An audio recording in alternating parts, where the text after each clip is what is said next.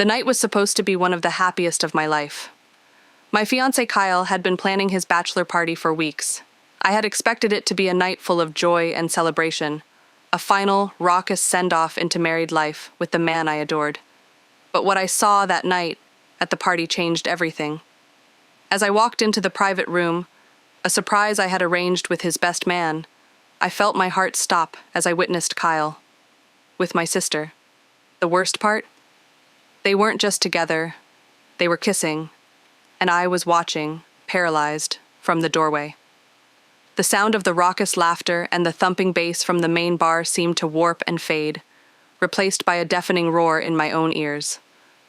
It was like watching a movie scene, something so dramatic and unbelievable it couldn't possibly be real. Yet, there they were. Kyle, my Kyle, the man whose every laugh line I knew by heart, had his hands tangled in the hair of another woman. And that woman was Lily. My Lily. My little sister, my confidant, my maid of honor. Her eyes were closed, a look of blissful surrender on her face that I knew all too well, because it used to be directed at me. Kyle's back was to me, but I could see the proprietary way his hand rested on the small of her back, the way he tilted his head. It wasn't a drunken, sloppy mistake. It was intimate, practiced. A familiar dance I was seeing for the first time. My breath hitched, a strangled little sound that was swallowed by the party's noise. My hand, still clutching the gift bag with the expensive watch I'd bought him, went numb. The bag slipped from my fingers, hitting the plush carpet with a soft thud that only I seemed to hear. Neither of them stirred. They were lost in their own world, a sordid, secret world built on the foundations of my trust. Disbelief was the first wave, a cold, hard shield that tried to protect my mind from the horror. This isn't happening. It's a misunderstanding, a stupid party game. But my eyes don't lie. My heart, which was now a hammering, painful drum against my ribs, certainly wasn't lying. Then came the anger, a white-hot surge that burned through the initial shock. It was so potent, so visceral, that I felt a tremor run through my entire body. How could they? How dare they? The final, crushing blow was the betrayal. It wasn't a clean cut. It was a serrated blade, twisting and tearing at everything I held sacred. The man I was set to pledge my life to in 3 weeks. The sister I had shared every secret with since we were children. The two pillars of my universe, crumbling into dust right before my eyes. I was paralyzed, a statue carved from agony, watching the destruction of my entire world from a shadowed doorway. I could feel the blood drain from my face as I stared at them, frozen in place. The world around me blurred, and for a moment, I couldn't think. My sister, the one person I trusted more than anyone, was with him, my fiancé. But how did I get here? How did things go so wrong? The questions ricocheted around the inside of my skull, each one a fresh stab of pain. To understand the depth of this wound, you have to understand the love and trust that existed before. Let's start from the beginning. Bye. Kyle and I met when we were both in college. He wasn't in my immediate circle, but he was one of those campus figures everyone seemed to know. He was the captain of the debate team, effortlessly charming, with a quick wit and a smile that could disarm even the most cynical professor. He was ambitious and driven, but he tempered it with a goofy, self-deprecating sense of humor that I found irresistible. I, on the other hand, was quieter, more comfortable in the library stacks than at a keg party. I was focused on my art history degree, my head filled with brushstrokes and chiaroscuro. We met, predictably, in a crowded coffee shop near campus. I had dropped my portfolio, sending pages of notes and prints scattering across the floor. He was the one who knelt to help me, his long fingers carefully gathering the scattered papers. He didn't just shove them back at me. He paused, looking at a print of a Caravaggio painting. The Calling of St. Matthew, he'd said, his voice a low baritone. Intense stuff. The way he uses light to create drama is incredible. I was floored. Most guys I knew wouldn't know Caravaggio from a cartoon. We talked for 2 hours that day, oblivious to the world around us. He was charming, funny, and the kind of person everyone wanted to be around. We fell for each other quickly. Our courtship felt like something out of a romantic comedy. He would leave single roses on my dorm room door with cryptic notes referencing our conversations. I would sketch caricatures of his debate opponents and slip them into his bag before a tournament. He made me feel seen, cherished. He drew me out of my shell, and I, in turn, grounded him. At first, I thought our love story was perfect.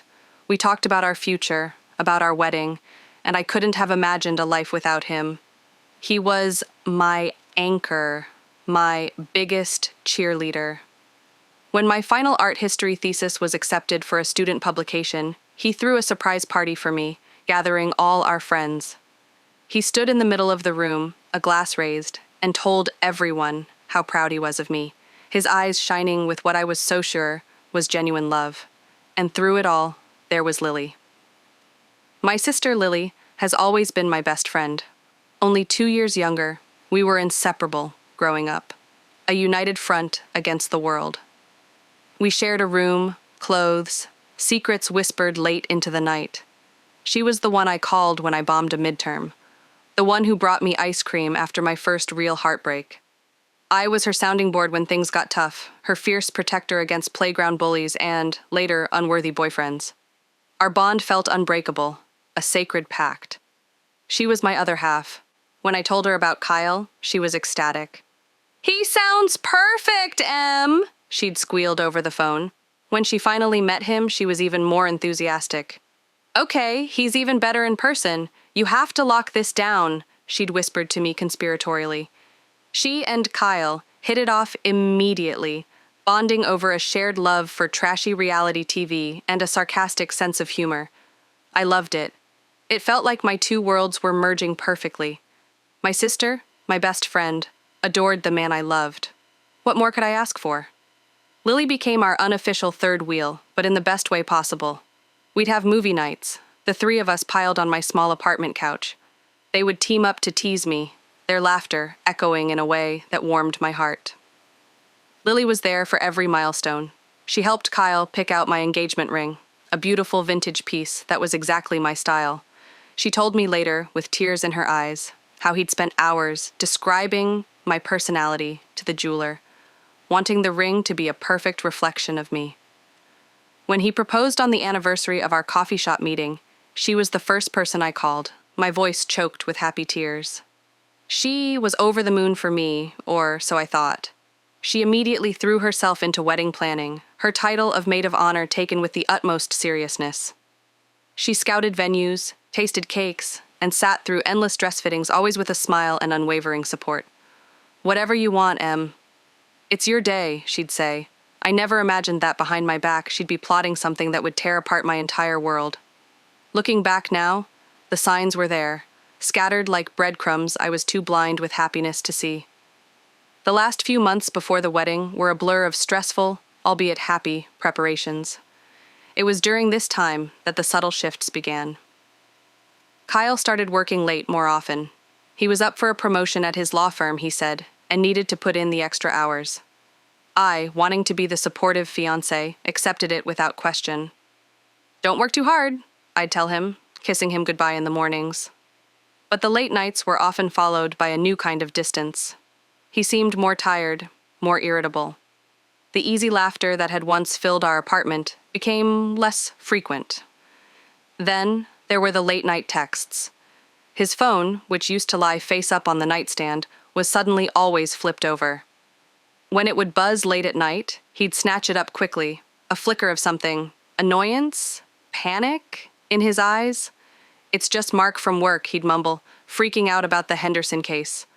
I'd nod, roll over, and try to quell the tiny traitorous knot of unease in my stomach. I was being paranoid. Wedding stress was getting to me.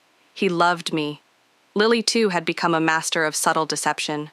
She'd started canceling our weekly sister lunches, always with a plausible excuse. So swamped with the new project at work. Or feeling a little under the weather. But then I'd see a picture on social media of her out with friends, looking perfectly fine. When I'd gently call her on it, she'd be effusively apologetic. "Oh my God, Em, I'm so sorry." It was a last-minute thing, you know how it is. "I promise I'll make it up to you."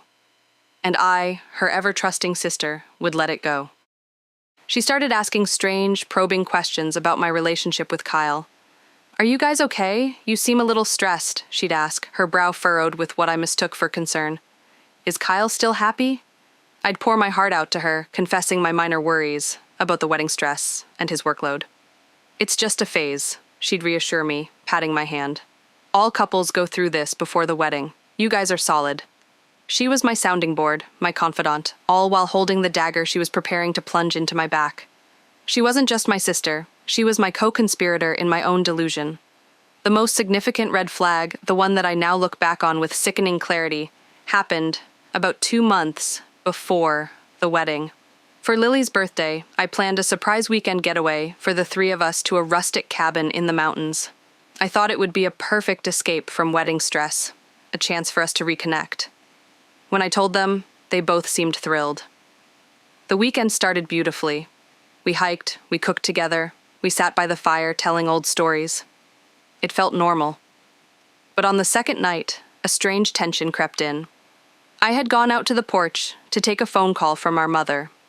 When I came back inside, I found them standing by the fireplace, their heads close together, talking in intense, hushed whispers. The firelight cast long, dancing shadows on their faces, and the air was thick with a secrecy that was palpable. When the floorboard creaked under my foot, they sprang apart as if electrocuted. Kyle looked startled, and Lily had a flush on her cheeks that wasn't from the fire. "Hey," I said, trying to keep my voice light. "Everything okay?" "You two look like you've been caught plotting a government overthrow."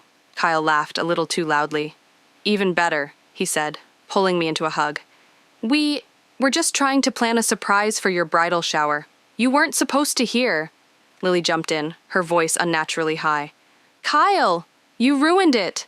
"But yeah, we were just brainstorming. I have this amazing idea for a game, but we couldn't figure out the logistics." She looked at me, her eyes wide and innocent, the very picture of a devoted sister. I felt a wash of guilt for my suspicion. Here they were, planning something sweet for me, and I was imagining the worst. "You guys," I said, my heart swelling. "You don't have to do that." "Of course we do," Kyle said, kissing my forehead. "It's the least we can do for our favorite bride." I let it go. I forced myself to believe them. But for the rest of the night, I couldn't shake the image of them by the fire, the charged silence between them, the way they jumped apart. It was a dissonant note in an otherwise perfect symphony, a single frame that didn't fit the movie.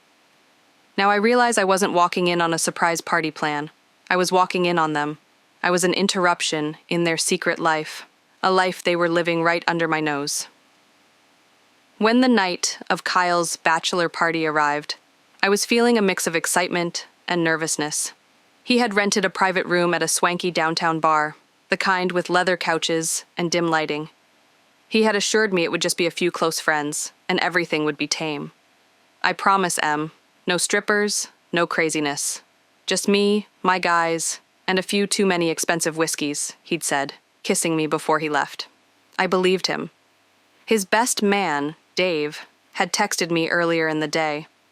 "Secret mission, if you choose to accept it, sneak in around 11 p.m. with Kyle's gift.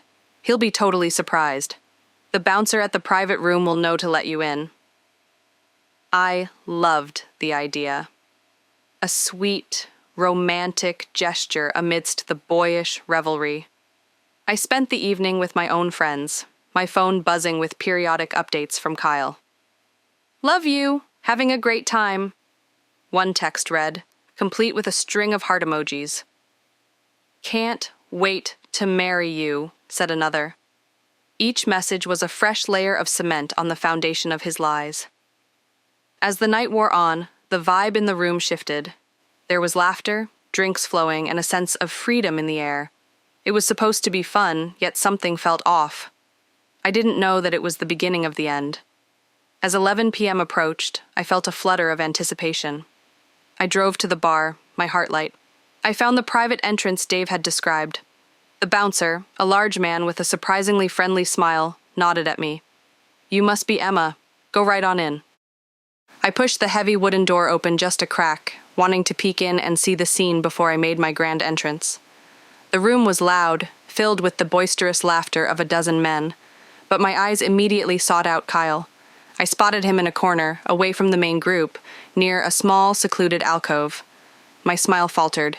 He wasn't with his friends. He was with a woman. Her back was to me, but I recognized the sleek, dark hair and the curve of her shoulders immediately. It was Lily. My mind raced, trying to find a logical explanation. What is she doing here? Maybe she was just dropping something off? But then, Kyle reached out and tucked a stray strand of hair behind her ear. He leaned in, his lips close to hers, and whispered something that made her laugh, a soft, intimate sound. And then he kissed her. It wasn't a quick, friendly peck. It was a deep, lingering kiss, full of a passion and a hunger that I hadn't seen from him in months. Her arms went around his neck, pulling him closer. They were a perfect, sickening portrait of betrayal. And that's when the gift bag slipped from my hand, and the world began to crumble. I can still feel the sharpness of the betrayal as I walked into the room and saw them together. Kyle, my fiancé, the man I had planned to marry in just a few weeks, was kissing my sister, the woman who I had always believed would protect me. In that instant, I felt the foundation of my entire world crumble. The floor seemed to give way beneath me, and I thought I might actually faint from the shock.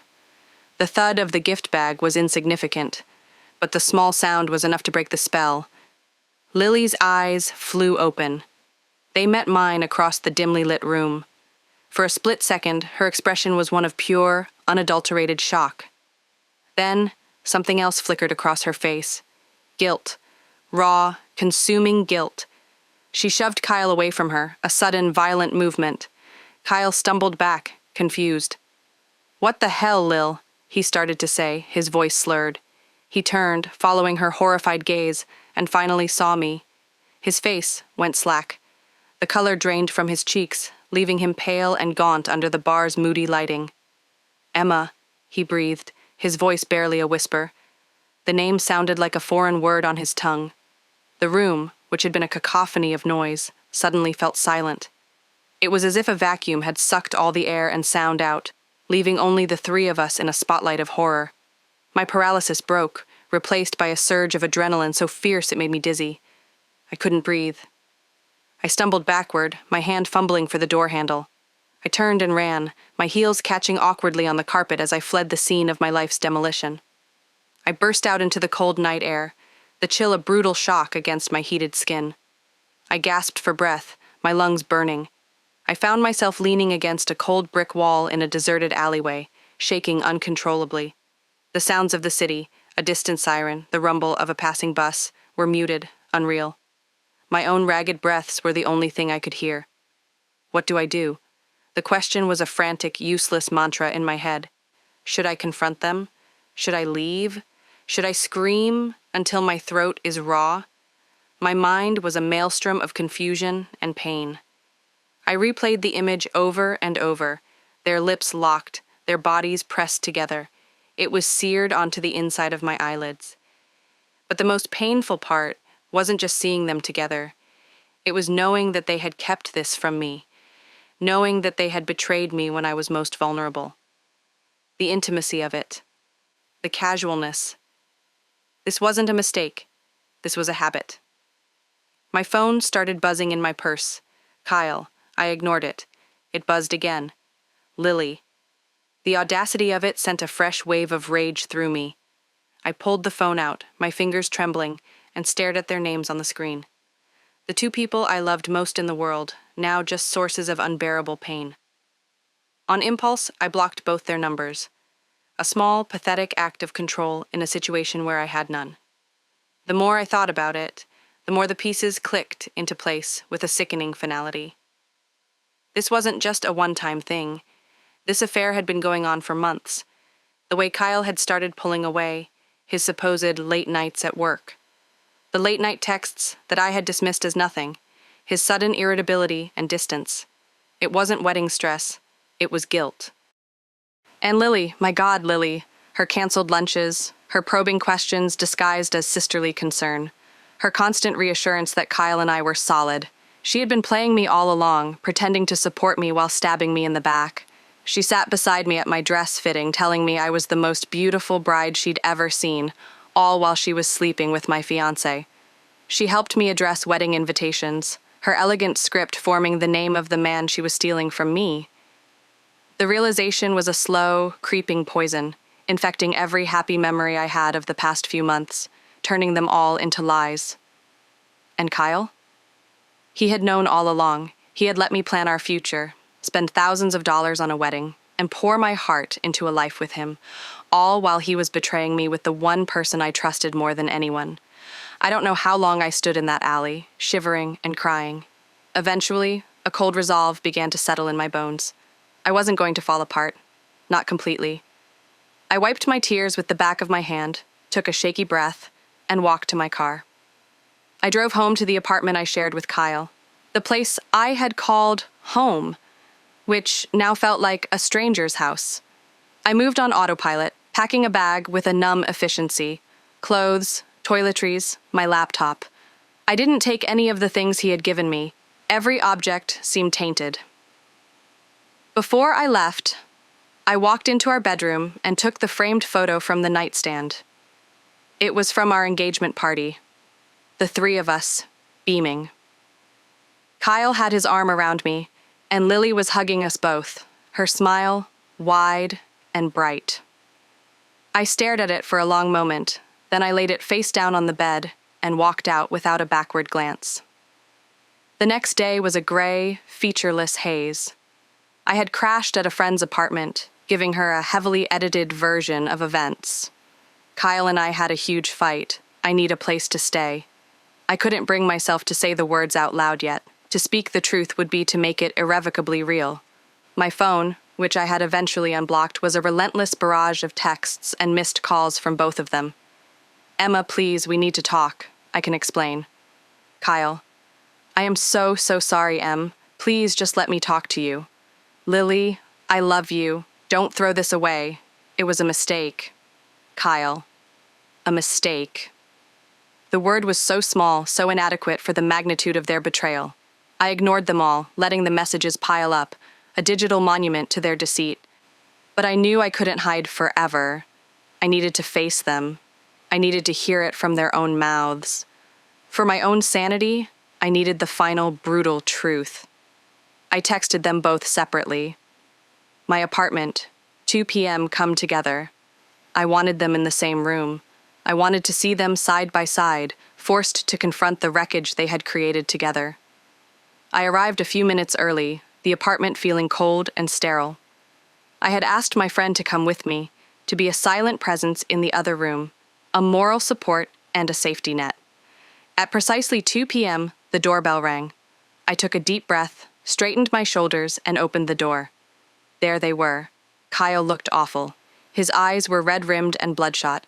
His usually impeccable hair was a mess, and he was wearing the same clothes from the night before. He looked like a man who had been dragged through hell. Good. Lily stood slightly behind him, her face pale and tear-stained. She couldn't meet my eyes. I stepped back, letting them in without a word. The silence was thick and suffocating as they walked into the living room, the room where we had dreamed of our future. I remained standing, forcing them to look up at me. It was a small power play, but it was all I had. Kyle was the first to speak, his voice hoarse. Emma, I am so sorry. There are no words. What you saw? What I saw, I interrupted, my voice dangerously calm, was my fiancé kissing my sister at his bachelor party. I think those words are pretty clear, don't you? He flinched. It wasn't supposed to happen. It was a moment of weakness. The party, the drinking, it meant nothing. It meant nothing? I let out a short, harsh laugh that sounded more like a bark. Really, Kyle? The way you were holding her, the way you looked at her, that wasn't nothing. That wasn't a moment. That was familiar. How long? He hesitated, looking at Lily, a silent, desperate plea for help. She remained silent, her gaze fixed on the floor. How? Long? I repeated, each word a chip of ice. Kyle finally broke, his shoulders slumping in defeat. A few months, he mumbled. About 6. 6 months. The number hit me like a physical blow. 6 months of lies, 6 months of stolen moments, of secret texts, of shared glances behind my back. The engagement ring he'd picked out with Lily's help. Had it already started then? The thought was nauseating. My entire engagement had been a sham. I turned my attention to Lily, who was still hiding behind Kyle as if he could protect her from my wrath. "And you?" I asked, my voice dripping with a contempt I didn't know I possessed. "My maid of honor, my best friend, my sister. You helped me pick out a wedding dress. You held my hand and told me everything would be perfect, all while you were sleeping with him." She finally looked up, her eyes swimming with tears. "Emma, I didn't mean for it to happen," she whispered, her voice cracking. "I never wanted to hurt you." "You didn't want to hurt me?" I took a step closer, my anger finally boiling over. "You didn't want to hurt me, Lily." "What did you think was going to happen? Did you think I'd just never find out, that you two could just carry on, and I'd blissfully walk down the aisle like an idiot?" Kyle stepped forward, placing a hand on my arm. "Emma, don't blame her. It was me. I pursued her." I shook his hand off as if it were on fire. "Oh, don't you dare!" I spat. "Don't you dare try to play the noble martyr now. She's not a child, Kyle. She made her choice. You both did." That's when Lily's demeanor shifted.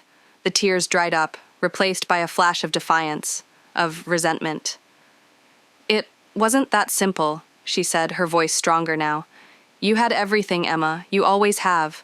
The perfect grades, the scholarships, the perfect boyfriend who adored you. Everyone always loved you." I stared at her, dumbfounded. This was about jealousy? "It wasn't just jealousy," she shot back, her voice rising. I saw how he looked at you, how much he loved you, and I wanted someone to look at me like that. And then he started looking at me. He saw me, Emma, not just as your little sister, but as me. The confession was so cold, so calculating, it stole my breath. This wasn't a mistake fueled by alcohol. It was a conscious, deliberate campaign born of envy. She saw my happiness, and instead of sharing in it, she decided to take it for herself. Kyle stood there, silent, offering no defense, because there was none.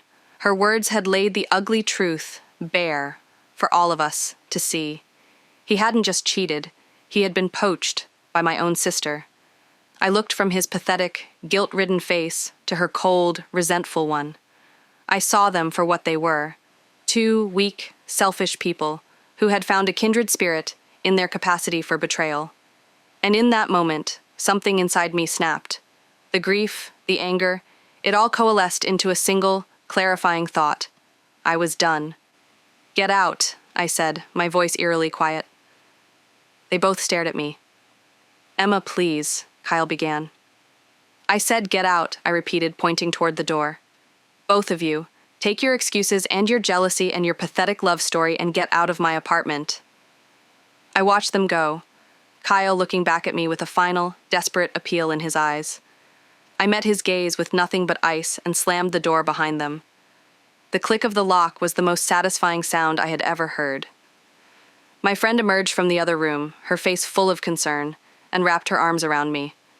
And for the first time, I allowed myself to truly break, sobbing until I had nothing left. In the end, I walked away. I left Kyle, and I cut ties with Lily. It wasn't a clean break. It was a messy, painful amputation. There were more texts, more voicemails, even a long, rambling letter from Kyle full of promises he couldn't keep. My parents, caught in the crossfire, were devastated and confused, trying to mediate an impossible peace. But my decision was final.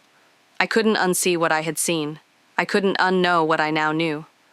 The wedding was canceled, the deposits were lost, and the beautiful white dress was sold to a stranger online.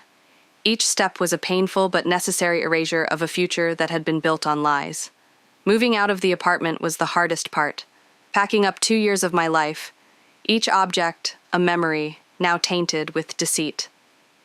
It's been a year. Some wounds heal, but others leave scars that never fade. The phantom limb of my relationship with my sister still aches on holidays and birthdays. The ghost of the man I thought I would spend my life with sometimes appears in my quiet moments, but the searing pain has dulled to a persistent, manageable ache. I'll never forget that night. The image of them burned into my memory. But I learned that sometimes you have to lose everything to find out who you truly are. I lost a fiancé and a sister, but I found a strength I never knew I had. I learned that my happiness cannot be dependent on anyone else's validation or love. I am my own anchor now. And while the betrayal nearly destroyed me, I am slowly, painstakingly building a new world for myself. A world where trust is earned, where love is honest, and where I, and I alone, am the architect of my own happiness.